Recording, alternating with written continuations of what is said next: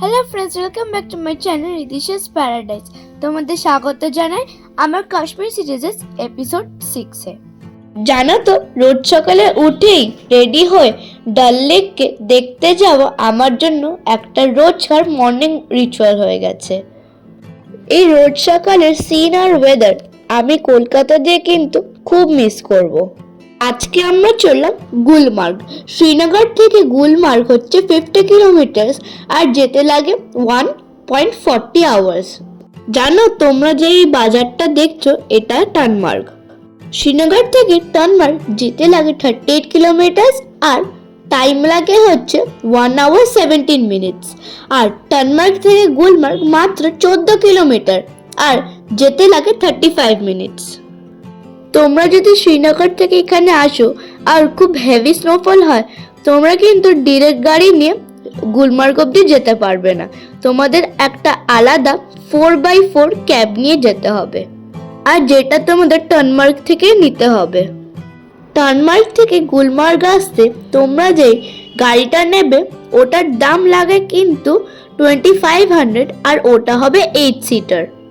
আমাদের ক্যাব আমাদের যেখানে নামিয়েছিল ওখান থেকে গন্ডোলা মেন পয়েন্ট মাত্র 1.5 কিলোমিটার ছিল।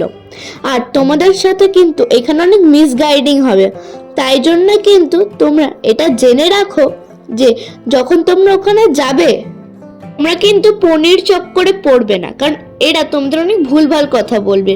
তাই জন্য তোমরা কিন্তু একটা টুকটুক নিয়ে নিও। আর জানো, আমাদের টুকটুকটা কিন্তু মাত্র 100 টাকা নিয়েছিল আমাদের গাইড আর আমার পুরো ফ্যামিলিকে নিয়ে। তোমরা কি এখন কোনো লাইন দেখতে পাচ্ছ? না তো সেই অবধি দেখি না, ঠিক বুঝতে পারবে আমি কি বলতে চাইছি। আমরা গন্ডোলার টিকিটটা অনলাইন কেটেছিলাম। তোমরা যদি বাই চান্স ভুলে যাও এটাকে অনলাইনে কাটতে, তোমরা কিন্তু এখানে এসে কাটতে পারবে না। এই গাইডদের কাছে 10 টাকা করে টিকিট থাকে, তো তোমরা ওদের থেকে নিয়ে নিতে পারো। আমরা গাইড নিয়েছিলাম just to support the local. গন্ডোলার ফেজ 1-এর টিকিট তোমরা না কাটলে তোমরা এখানে পনি রাইডিং বা ট্রেকিং করে যেতে পারো। গন্ডোলা ফেজ 1-এর কেবল কার কালার ছিল হচ্ছে গ্রিন আর এখানের হাইট হচ্ছে 2600 metre above the sea level. আমাদের কাছে ফেজ 2-এর টিকিটটা ছিল বলে আমরা ফেজ 1-এ বেশিক্ষণ না দাঁড়িয়ে টাইম না ওয়েস্ট করে আমরা চলে গেলাম ফেজ 2-এর দিকে। যেহেতু ফেজ 2-এর হাইট হচ্ছে 4200 metre above the sea level আর এখানে অনেক ঠান্ডা হাওয়া চলে, তার সাথে সাথে কিন্তু এখানে আমাদের অনেকটাই ঠান্ডা তো লাগছিলই, তার উপর থেকে অনেক ব্রিদিং ট্রাভেলও হওয়ার চান্সেস ছিল। যেহেতু আজকের ওয়েদারটা অনেক সানি ছিল, তাই জন্যে টাইম ওয়েস্ট না করে আমরা চলে গেলাম ফেজ 2-এর দিকে। ফেজ 2-এর টিকিট প্রাইস হলো 1020 রুপিস আর কেবল কারগুলো রেড কালারের। জানো তো, এই কেবল কারটা আমাদের দেশের জন্য অনেক বড় গর্ব, কারণ এটা world's second longest and highest cable car. 4200 metre above the sea level এত উঁচুতে এসে এত সুন্দর ভিউ আর স্নো ক্যাপ মাউন্টেন্স দেখে আমার মনে হলো আমার এই কাশ্মীর ট্রাভেল ডায়েরিজের এক্সপিরিয়েন্সটা পুরো হলো। কিছুদিন পর যখন অনেক স্নো হয়ে যাবে এই জায়গাটা, তখন দেশ বিদেশ থেকে হাজারের ওপরও জন এখানে স্কিইং করতে আসবে। অনেকক্ষণ এখানে বসে এত ভালো ভিউটা এনজয় করার পর আমরা চলে গেছিলাম এখানের ওয়ার্ল্ডস হাইয়েস্ট পিজাট এরিয়াতে। তোমরা জানো, এটা শুধু পিজাট এরিয়া নয়, এখানে কিন্তু একটা ফার্স্ট এড রুমও আছে, কারণ এখানে এসে অনেকজনেরই অক্সিজেনের প্রবলেম হয়। তোমরা ভয় পেও না, কিন্তু যদি তোমাদের অক্সিজেনের প্রবলেম হয় ওটার ব্যবস্থা কিন্তু এখানে আছে। স্নো ক্যাপ মাউন্টেন্স দেখতে দেখতে ওয়ার্ল্ডের হাইয়েস্ট পিজাট এরিয়াতে পিজা খাওয়ার মজাটা কিন্তু একদম সেরা ছিল। আমরা যেদিন গন্ডোলায় উঠেছিলাম ওই দিন ছিল 25 December and we are very lucky, কারণ ওই দিন পৃথিবী আর মার্কিউরি খুব কাছাকাছি চলে এসেছিল আর আমরা সত্যি বলছি, মার্কিউরিতে আমরা আমাদের চোখ দিয়ে এত কাছে দেখেছি কি বলবো, and the scenery was very beautiful. টানমার্গে আমি আগেই বলেছিলাম তোমাদের আমরা একটা গাইড নিয়েছিলাম। চলো তোমাদের আমার গাইডের সাথে আলাপ করিয়ে দিই। আমাদের এই আঙ্কেল খুব ভালো, তো তোমরা যদি সবাই এখানে আসো তাহলে এই আঙ্কেলের থেকে নাম্বার নিয়ে 9596528278। ये हम इस वक्त कंगमडोरी में है। जो ये पहाड़ी है इसका नाम है अफरवट। तो इसको कहते हैं सेकंड फेज़। अगर आपको टिकट निकालना होगा, फर्स्ट फेज़ का बोलते हैं कंगमडोरी, सेकंड फेज़ को बोलता है अफरवट। ये पूरा कंगमडोरी है। अभी यहाँ से 2.5 किलोमीटर खिलनमार्ग, क्योंकि आजकल खिलनमार्ग कम जाता है। वो जो पब्लिक वहाँ पे दिखता है, ये वहाँ पे स्कीइंग स्लेज वगैरह कर रहा है। तो वो साइड में पोनी है। जी मैम, আমি রেকমেন্ড করব তোমরা যদি আসো আঙ্কেলের সাথে একবার গাইড নিয়ে। Thank you. ফেজ 2 এর মতন ফেজ 1 এ অনেকক্ষণ সময় কাটিয়ে ভিউটাকে এনজয় করে আমরা রওনা দিলাম আমাদের গুলমার্গের দিকে। এইখানে আমরা বেশ মজা করলাম, আর এই এক্সপিরিয়েন্সটা আমি আমার মেমোরি ডায়েরিতে লিখে নিলাম। চলো তোমাদের আমি আমার এই এপিসোডের সবচেয়ে ইম্পর্টেন্ট আর ইন্টারেস্টিং ফ্যাক্টর জানিয়ে দিই। গন্ডোলা রাইডটা সকাল 9টার সময় খোলে। যদি তোমরা গুলমার্গে থাকো, এখানে 9টার মধ্যে আসাটা তোমাদের জন্য প্রবলেম হবে না। কিন্তু তোমরা যদি আমার মতন শ্রীনগর থেকে এখানে ডে ট্রিপে আসো, ট্রাই করো তোমাদের জার্নিটা 8টার মধ্যে শুরু করার। আমরা যেহেতু এই গন্ডোলা রাইডে 9:30তে পৌঁছে গেছিলাম, আমাদের অত বেশি লাইন দিতে হয়নি।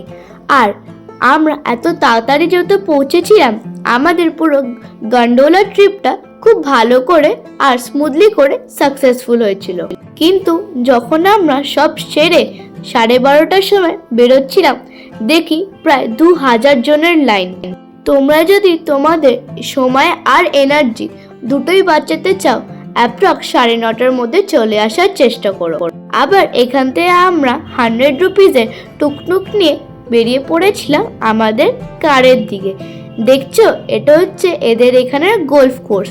যখন আর কিছুদিন পর এখানে বরফ পড়বে, তখন এখানে বিভিন্ন রকমের স্নো অ্যাক্টিভিটিস করা হবে।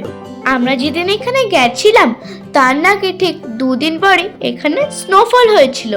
আমার মনটা একটু খারাপ লাগছিল, কিন্তু তারপর আমি তো শুধু ভাবছিলাম যে এইখানে কিরম লাগবে যখন এটা একটা স্নো ওয়ান্ডারল্যান্ড হয়ে যাবে। তারপর আমরা চলে এসেছিলাম টানমার্গ, যেখান থেকে আমরা যাচ্ছিলাম দ্রাং ওয়াটারফলস। এখান থেকে ড্রাং ওয়াটারফলসের ডিস্টেন্স হলো 3.8 কিলোমিটার, আর যেতে লেগেছিল মাত্র 15 মিনিট। ড্রাং ওয়াটারফলসে যাওয়ার জন্য মোট 2টো মোড আছে। তোমরা হয়তো ক্যাবে করে যেতে পারো, আর নালে এটিভি করে। ক্যাবের প্রাইস হচ্ছে 2000 রুপিস, যেটা চড়ে তোমরা অনেকজন মিলে শেয়ার করে তোমরা ড্রাং ওয়াটারফলসে যেতে পারো। ওয়েরাস এটিভিতে তোমরা মাত্র একজন বসে তোমাদের পে করতে হবে 2500 রুপিস। কিন্তু আমরা অনেক বলে এদেরকে আমরা 2 জন বসেছিলাম। একটা এটিভিতে আমি আর মাম্মি বসেছিলাম, আর আরেকটা এটিভিতে পাপা আর জিয়া বসেছিল। আমরা যেহেতু কোনোদিনও এটিভি চড়িনি, that's why we choose ATV to reach this place. জানো তো, এই ড্রাং ওয়াটারফলস হলো একটা ম্যান মেড ওয়াটারফলস। আর আমরা যখন এটাকে দেখেছিলাম, যেহেতু এটা চিল্ড্রেন কালার চলছিল কাশ্মীরে, এটা পুরো ফ্রোজ হয়ে গেছিল, যেটা দেখে আমার পুরো নান্নিয়া মুভির কথা মনে পড়েছিল। আর কিছুদিন পরেই যখন এখানে খুব স্নো হবে আর রাস্তাগুলো পুরো বরফে ঢেকে যাবে, তোমাদের কিন্তু শুধু এটিভি করেই আসতে পারবে, তোমরা আর এখানে গাড়ি করে আসতে পারবে না। এরপর আমরা লাঞ্চ করতে চলে গেছিলাম, আর লাঞ্চে আমরা খেয়েছিলাম শিক কাবাব আর কাশ্মীরের স্পেশাল কাশ্মীরি পোলাও।